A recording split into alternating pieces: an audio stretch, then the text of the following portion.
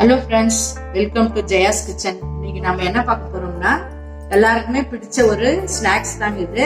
பழங்காலத்துது, ஆனா ரொம்ப சுவையா இருக்கும். அது என்னன்னா பொரி உருண்டைங்க. பொரி உருண்டை ஈஸியா நம்ம வீட்டுல எப்படி செய்யறதுன்றது பத்தி தான் இன்னைக்கு பார்க்க போறோம். இது வரைக்கும் இந்த சேனல்ல சப்ஸ்கிரைப் பண்ணலன்னா இந்த வீடியோக்கு கீழே இருக்கிற ரெட் கலர் சப்ஸ்கிரைப் பட்டனை பிரஸ் பண்ணி சப்ஸ்கிரைப் பண்ணிக்கோங்க. கூடவே இந்த பெல் பட்டனையும் பிரஸ் பண்ணிக்கோங்க. தினம் தினம் புது புது வீடியோக்கள் உங்களுக்காக. அதுக்கு தேவையான பொருட்கள் ஒரு கப் பொரி எடுத்துக்கோங்க. நல்லா அரிசி பொரி ஒரு கப்பு, ஒரு கப் வெல்லம், கடலை ஒரு 2 டீஸ்பூன் எடுத்துக்கணும், பொட்டுக்கடலை, ஏலக்காய் ஒரு 4 பொடிச்சு வச்சுக்கணும். இவ்வளவுதாங்க. 3 ஐட்டம் தான் தேவை. நம்ம பொரி உருண்டை செய்யறது அப்படின்றத இப்ப பார்க்கலாம். இந்த மாதிரி நாட்டு வெல்லம் எடுத்துக்கோங்க. பொரி உருண்டை செய்யறதுக்கு நல்லா இருக்கும், சுவையா இருக்கும். வெல்லத்தை நம்ம இப்ப முதல்ல தண்ணி போட்டு வடிகட்டி எடுத்துக்கணும். கல் இருக்கு இல்லையா, காய்ச்சி வடிகட்டி எடுத்துட்டு அதுக்கப்புறமா பாகு செய்யலாம். முதல்ல இதை காய்ச்சி வடிகட்டிக்கணும். இந்த மாதிரி நாட்டு வெள்ளத்துல கொஞ்சம் மண்ணு கல் ஏதாவது பொடிசா இருக்கு இல்லைங்களா, சாப்பிடும் போது டிஸ்டர்பா இருக்கும். அதுக்காக இது முதல்ல இது கொட்டி கொஞ்சமா தண்ணி போட்டு நல்லா காய வச்சு வடிகட்டி எடுத்துக்கலாம். வடிகட்டிட்டு பிறகு நம்ம வெல்லம் பாகு காய்ச்சலாம்.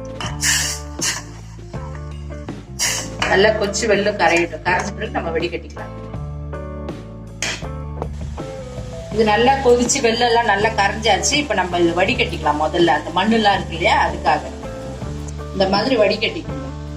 இல்ல தூசி எல்லாம் வரும், சின்ன சின்ன நர மண்ணு மாதிரி எல்லாம் இருக்கு இல்லைங்களா வெள்ளத்துல, நாட்டு வெள்ளத்துல. அதுக்காக தான் பாருங்க அடியில வரும். அதுதான் வடிகட்டிக்கணும். ஏன்னா சாப்பிடும் போது நமக்கு ஒரு மாதிரி பல்லு எல்லாம் வாய்க்கணும். இங்க பாருங்க பாகு வந்தாச்சு. ரொம்ப முத்த விடக்கூடாது. இங்க பாருங்க தண்ணியில் விட்டு பாத்தீங்கன்னா இந்த மாதிரி உருண்டை பதம் வரணுங்க. பாகு ரொம்ப முத்தக்கூடாது. இப்ப நம்ம எடுத்துட்டு ஒரு கப் எடுத்துக்கோ, அதை போட்டுக்கலாம். அடுத்ததான் பொட்டுக்கல்லையும் ஏலக்காயை தட்டி வச்சுட்டு அதையும் போட்டுட்டு இந்த பாகு கொஞ்சம் கொஞ்சமா ஊற்றி நம்ம கலக்கலாம்.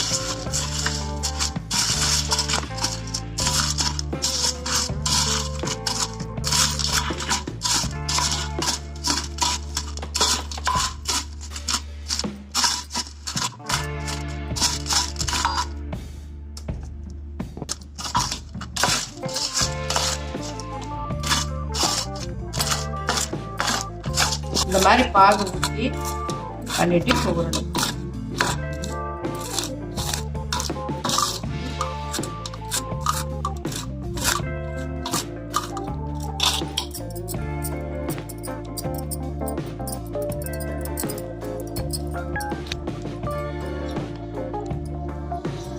பொரி உருண்டை எவ்வளவு அழகா வந்திருக்கு பாருங்க. நான் சொன்னபடி அந்த அளவுலாம் கரெக்டா போடுங்க.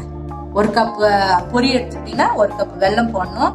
பாகு அதே மாதிரி நல்லா உருண்டை பதம் வரணும். முத்த விடக்கூடாது. முத்திட்டீங்கன்னா அந்த விடிவிடியா போயிடும் பொரி உருண்டை. இதோட நல்லா வந்துருக்காங்க, சூப்பரா வந்துருக்கு. நீங்க இந்த மாதிரி ஆசைப்பட்டீங்கன்னா குழந்தைங்க பெரியவங்க எல்லாருமே பொரி உருண்டை இருக்கும். அந்த காலத்துல இருந்து இந்த காலம் வரையும் எல்லாருமே விரும்பி சாப்பிடக்கூடிய ஒரு பொருள். ஆயுத பூஜை டைம்ல எல்லாம் இந்த பொரி உருண்டை ரொம்ப முக்கியமா செய்வாங்க. இந்த மாதிரி பொரி உருண்டை சத்தான உருண்டைய நீங்க வீட்டுல இன்னைக்கே ட்ரை பண்ணி பாருங்க. ஜெயாஸ் கிச்சனுக்கு புதுசா வந்திருந்தீங்கன்னா மறக்காம சப்ஸ்கிரைப் பண்ணுங்க, பெல் பட்டனை பிரஸ் பண்ணுங்க. நீங்க உங்க கமெண்ட்ஸ் எனக்கு சொல்லிட்டே இருந்தாதான் நாங்க புது புது டிஷ்ஷா ஸ்நாக்ஸ்லாம் நான் உங்களுக்கு செஞ்சு காட்டுவேன். இது பிடிச்சிருந்ததுன்னா எனக்கு உடனே நீங்க உங்க கமெண்ட்ஸ் சொல்லுங்க. தேங்க்ஸ் ஃப்ரெண்ட்ஸ், தேங்க்ஸ் ஃபார் வாட்சிங். அடுத்த வீடியோல இதே மாதிரி ஒரு நல்ல ஸ்நாக்ஸோட நான் உங்களுக்கு